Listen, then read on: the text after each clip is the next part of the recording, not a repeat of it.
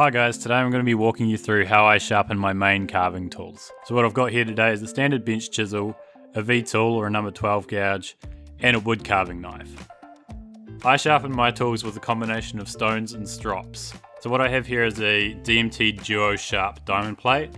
It's extra coarse on one side and coarse on the other side. What I mainly use this for is flattening out my water stones and resetting bevels whenever I need to. The next stone I have here is a Sharpen Japanese water stone, which is 1000 grit, and then the next one is 8000 grit.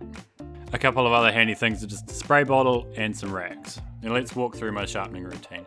I'm starting on the 1000 grit stone, and I'm just giving a little bit of a spray with water. These stones don't need to be soaked, they just need to have a wet surface. Also note that this stone has already been leveled. Our goal when sharpening a chisel is to get two polished surfaces that meet together at a sharp point. So that's the bevel and the flat of the chisel. We don't need to worry about this area back here. See how it's all dark and patinaed? We only need to worry about the front of the chisel on both sides. We're going to keep the same bevel, we're going to push it along the flat, and then we're going to push along the bevel. I generally start with the flat of the chisel, pushing it horizontally along the stone, using only about the first 1 to 1.5 inches of the blade on the stone, and putting firm pressure downwards. Sharpening is a lot about patience, so what I'm looking for here is for these lines to get quite even and all the way out to the tip of the blade.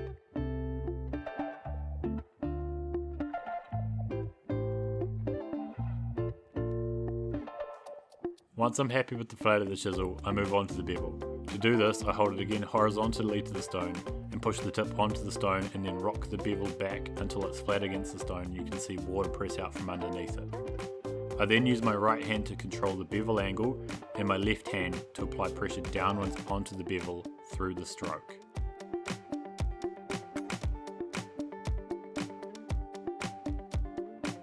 This chisel had previously been hollow ground, so you can see a little dark patch in the middle left of the bevel. This doesn't matter, we only really care about the edge. We're going to keep working away at the bevel until the edge is completely level and any scratches are removed. Now returning to the flat of the blade, you should be able to feel a small burr at the tip of the blade. We want to even this out a little by giving it a few more passes on the 1000 grit, just on the flat of the blade. Now that we have levelled out the two surfaces of our chisel with our 1000 grit stone, we're going to polish them up to a razor sharp edge with the 8000 grit stone. This stone hasn't been levelled yet, so I'll just demonstrate how to use the diamond stone to do so. I thoroughly wet the surface of both the plate and stone, and then rub the plate over the top of the stone using the coarse side of the plate. Pretty simple. The main thing to be aware of is when to stop. The stone is pretty soft and it pays to be careful here to flatten the stone without taking too much off.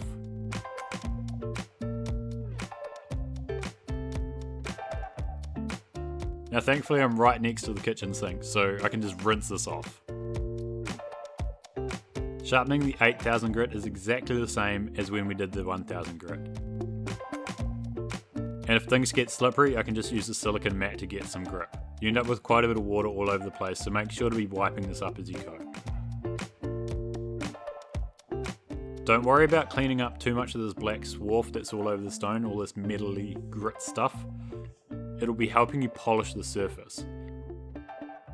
Make sure you work back and forth between the flat of the blade to be evening out that burr that it'll be creating.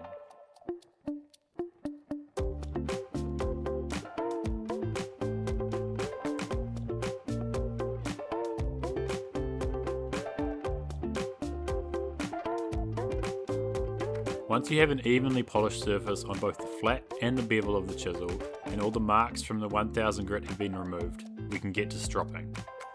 The lever strop that I use at the moment is actually this flex cut slip strop, but I'll show a homemade one later too. So I'm loading up the strop with honing compound, which I'd kind of describe as a micro abrasive crayon.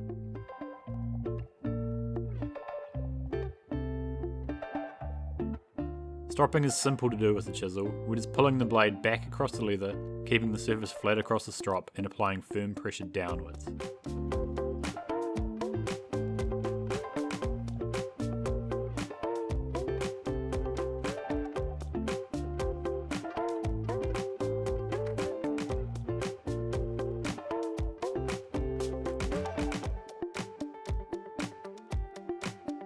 Now that we've finished sharpening, you can see how polished those faces are. Generally, the shinier the faces, the sharper the edge. And we only really care about them being shiny towards the edge.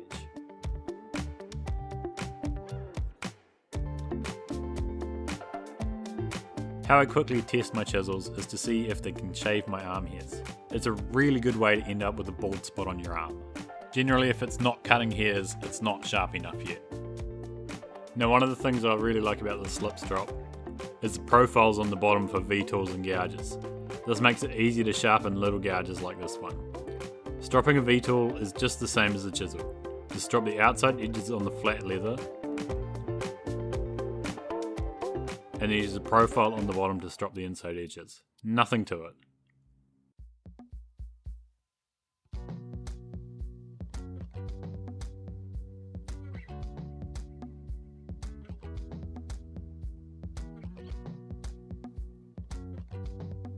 Generally, I will try and avoid touching my profiled gouges to my stones, unless I absolutely have to.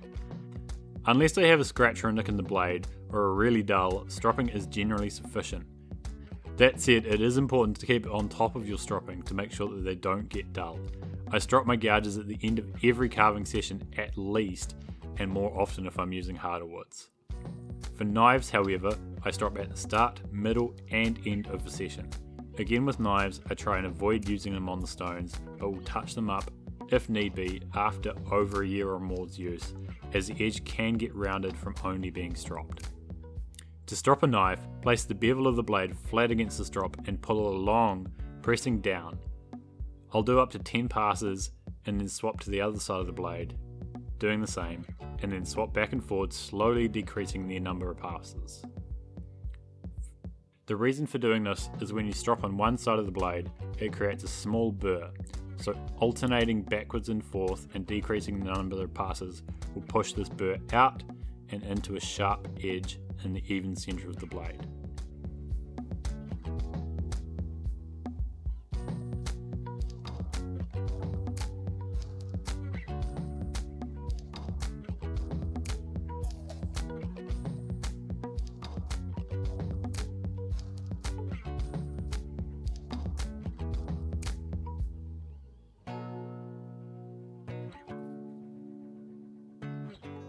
Here's my homemade strop. It's just an old belt on a scrap of oak. It does the job just fine as well. You can make a strop out of any old scrap of leather and slap it on a bit of wood. Thanks for watching. If you like this video, hit that like button as it helps others see this video. If you're into more wood carving tips and projects, you should also subscribe. But I mean, who am I to tell you what to do with your life? Thanks for watching and catch you in the next one.